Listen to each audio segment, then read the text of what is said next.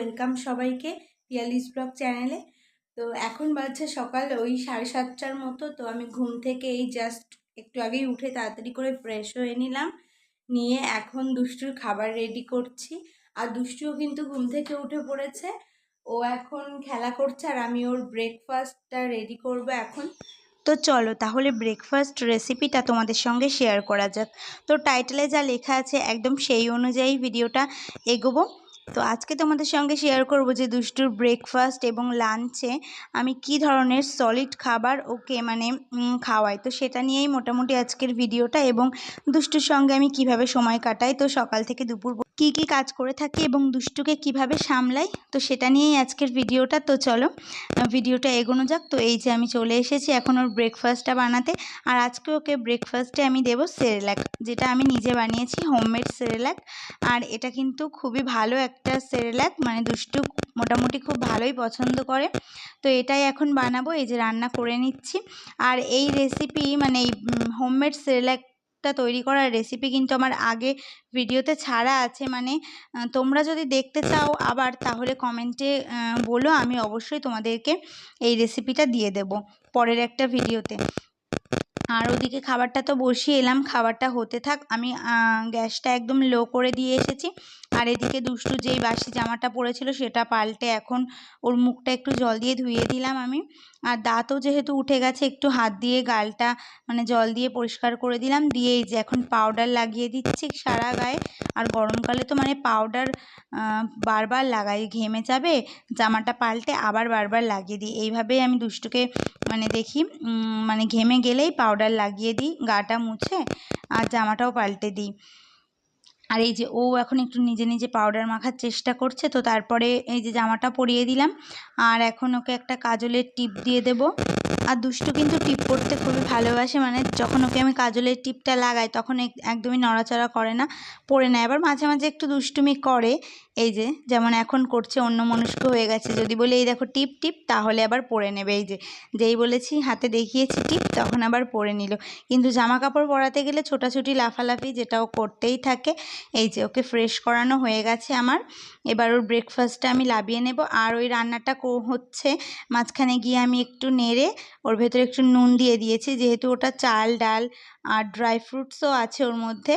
তো এটাকে একটু সময় নিয়ে একটু সেদ্ধ করতে হয়, আর এর মধ্যে নুন দিতে হবে, এইটুকুই। আর চাইলে তোমরা লাস্টে ঘি অথবা বাটার অ্যাড করতে পারো। তো আমি একটু সামান্য পরিমাণে বাটার দিয়ে খাওয়াই মাঝে মাঝে, তবে আজকে আর কিছু দিলাম না, সকালে দিচ্ছি তো, মাঝে মাঝে এটা রাত্রেবেলাতেও দিয়ে থাকি। তো এই যে তারপরে চলে এসেছি দুষ্টুকে খাবার খাওয়াতে। আর ওকে এই যে এখন ঘরে নিয়েই খাওয়াচ্ছি। আর এখন তো ওকে আমি 3 বেলাই বলতে গেলেই চেয়ারেই খাওয়াই। আগে মাঝে মাঝে যখন দুপুরে ভাত খাওয়াই তখন ওই ঘুরিয়ে ঘুরিয়ে খাওয়াতাম, তবে সেই অভ্যাসটা এখন গেছে। চেয়ারে বসে খাওয়ানোটাই ভালো, এক জায়গায় বসে খাওয়ানো যায়। আর ওই ঘুরিয়ে ঘুরিয়ে খাওয়াতে গেলে না কষ্ট হয়ে যায় খুবই, বকে বকে খাওয়াবো, তার উপর আবার ঘুরিয়ে এক হাতে থালা, ঝামেলা হয়ে যায়। তো এই যে ওকে এখন আমি খাওয়াতে থাকি, আর তোমরাও ভিডিওটা দেখতে থাকো। আর খাওয়ানোর সময় ওকে অনেক রকমের গান, ছড়া, কবিতা করে খাওয়াতে হয়। যেই মুখ বন্ধ করব আর সেই ও কান্নাকাটি শুরু করে দেবে, আর খাবে তো নাই। তো তারপরে এই যে ওকে এখন মুখটা মুছিয়ে দেব। আর মুখ মোছানোর জন্য এই যে আমি হিমালয়া টিস্যু পেপার, আর দুষ্টুর জন্য আমি এই টিস্যু পেপারটাই ব্যবহার করি। আর ওর এই 14 মাস চলছে, তো আমি ওকে এই টিস্যু পেপারটাই ব্যবহার করি এখনও পর্যন্ত। তবে হ্যাঁ, আমি অন্য টিস্যু পেপারও ব্যবহার করেছি, তবে যে কটা ব্যবহার করেছি তার মধ্যে এটাই আমার বেস্ট, এবং এটাই আমি সবথেকে বেশি ওকে ব্যবহার করেছি। আর ফার্স্ট যখন নার্সিংহোমে, তখন কিন্তু ম্যামিপোকোর যেই টিস্যু পেপার হয় সেটা ব্যবহার করেছি, মামা আর্থের টিস্যু পেপার, তারপরে জনসনস বেবির। তো সবথেকে আমার এই হিমালয়ারটাই পছন্দ হয়েছে, তো এটাই ব্যবহার করি। আর এখন এই যে দুষ্টু খাওয়া দাওয়ার পরে একটু খেলাধুলো করছে, খেলাধুলা করতে করতে যখন ক্লান্ত হয়ে যাবে, এই যে এখানে কাপড়ের একটা দোলনা টাঙানো আছে, এটাতেও ঘুমাবে। আর বিছানাটার কি অবস্থা দেখতে পেরেছো, আমি এখনও বিছানাটা গোছাইনি। তো ওকে সামলে এখন এই যে একটু ও দোলনায় উঠলো, তো বিছানার চাদরটাও পাল্টে নিলাম। আর এই যে নিচে দেখতে পাচ্ছ একটা ইয়ে পেতে দিচ্ছি অয়েল ক্লথ, কারণ টয়লেট করে দিতে পারে তো একদম খাটে পড়বে, তো সেই জন্য তলে এরকম একটা অয়েল ক্লথ পেতে ওর উপর একটা ক্যাথা পেতে দিই, নাহলে এর উপরে আবার জল পড়লেও আবার গড়িয়ে সেই খাটেই চলে আসে। তো এখন এই যে বালিশের কভারগুলোও পাল্টে নেবার, এখন তো বাচ্চা থাকে যেহেতু বাড়িতে, তো আমি সপ্তাহে 2-3 দিন হয়তো আমাকে বেড কভার চেঞ্জ করতে হয়। আশা করছি তোমাদের যাদের বাড়িতেও ছোট বাচ্চা আছে এরকমই হয়, কারণ এমনও হয়েছে কোনো দিন যে আমি জাস্ট এইমাত্র বিছানার চাদরটা পাল্টে ধরো ওই নোংরা চাদরটাই আমি রাখতে গেছি বাইরে, ও মা এর মধ্যে এসে দেখি পটি করে লাগিয়ে ফেলেছে, তারপরে তো আবার পাল্টাতে হয়েছে। আশা করছি তোমাদের কারোর না কারোর সাথে এরকম ঘটনা ঘটেছে, কারণ এই বাচ্চারা এরকম করেই থাকে। তো যাই হোক, আর হচ্ছে এই বেড কভার কিন্তু আমি সপ্তাহে 2-3 বার করে চেঞ্জ করি, মানে একটা বিছানার চাদর বেশি দিন রাখি না। তো যাই হোক, এই যে বিছানাটা তো পরিষ্কার করা হয়ে গেল, আর দুষ্টু আবার একটু ঘোরাঘুরি করছে বাইরে গিয়ে, ওর বাবা যেহেতু আজকে বাড়ি তো একটু বাইরে রয়েছে। আর এদিকে হচ্ছে আমি এই জানলাগুলো বন্ধ করে দিচ্ছি, কারণ এদিকটা থেকে না প্রচুর রোদ আসে, সেই জন্য দিনের বেলা এই জানলাগুলো আমি খুলি না, একদম বিকালে যখন রোদ চলে যায় তারপরে গিয়ে জানলাগুলো ওই পাশে এই পাশের জানলাগুলো খুলে। আর এখন একটু ঘরটা এই হালকা করে পরিষ্কার করব, মানে এই আলনা, ড্রেসিং টেবিল, এই ক্যাবিনেট, টিভি এগুলো একটু মোছামুছি করছি। আর এদিকে এই দেখো তোমাদের দাদাভাই কালকে এই খেজুরটা এনেছে, দুষ্টুকে যেহেতু খেজুর খাওয়ায়। আর এদিকে এই যে একটা আখরোট বাদামও আছে, তো এগুলো ওকে খাওয়াই, তো শেষ হয়ে গেছিলো। আখরোট বাদামটা এখনও আছে, তবে এনে রেখেছে, আর খেজুরটা এনেছে।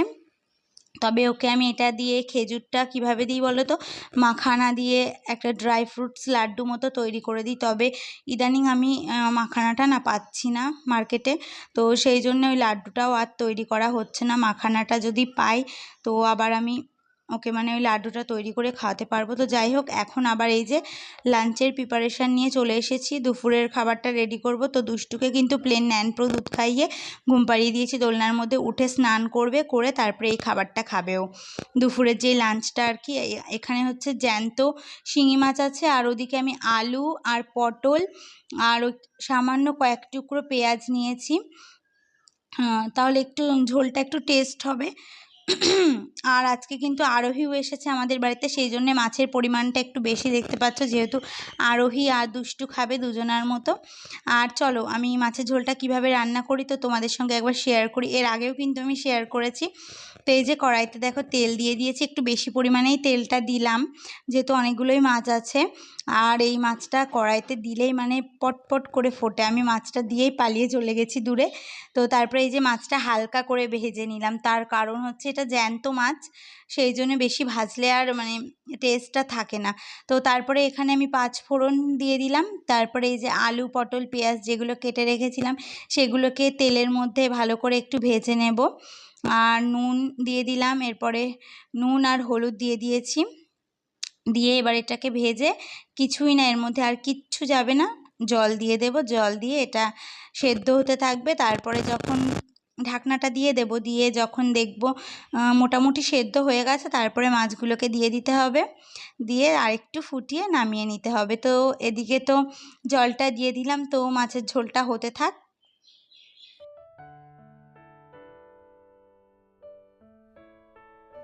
তো এদিকে মাছের ঝোলটা আমি ঢাকনা দিয়ে দিয়েছি, মাছটা হতে থাক ঝোলটা। আর এদিকে দেখো দুষ্টুর যে ফিডিং বোতলগুলো আছে জল খাওয়ার এবং দুধ খাওয়ার, তো দুটোই আমি এখানে পরিষ্কার করে নিয়েছি একটা ব্রাশ দিয়ে, নিয়ে এবার গরম জলে ফোটাতে দিয়েছি। তো এটা খানিকক্ষণ ফুটিয়ে নিলে তারপরে নামিয়ে দেবো, আর এটা আমি রেগুলার করে থাকি।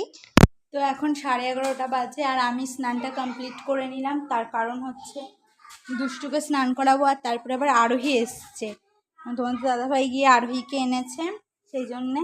আর এই দেখো এদিকে মাছের ঝোলটা কমপ্লিট হয়ে গেছে, দেখাতে পারিনি, এই যে ওদের দুজনার জন্যে। আর এখানে এই যে ভাতটাও বসিয়ে দিয়েছি নরম করতে। তো এবার দুষ্টুকে স্নান করাবো, 11:30 তো বেজেই গেল, 12টার মধ্যেই স্নান করিয়ে দিই। এখানে দুষ্টু, আরোহী আর ও খেলছিল, তো নাম অঙ্কিতা, হ্যাঁ ভুলে গেছিলাম, অঙ্কিতা। ওর হচ্ছে আমাদের এই পাশেই বাড়ি সামনে, ও বুনুর সাথে এসে মাঝে মাঝে খেলে। দাদা ভাই কে বলতো? পিসা, পিসা, হ্যাঁ পিসা। তোর হ্যাঁ তোর বাবা আমার দাদা হয়, ও বাড়িতে নেই, জানি কাজে গেছে। তো যাই হোক, আচ্ছা এবার আরোহীও স্নান করবে একটু পরে, আগে বুনু করুক তারপরে তুমি করবে, ঠিক আছে? আর কালকে রাত্রে ঘুম হয়নি, কারণ এত গরম, মানে ঘুমাতেই পারছি না।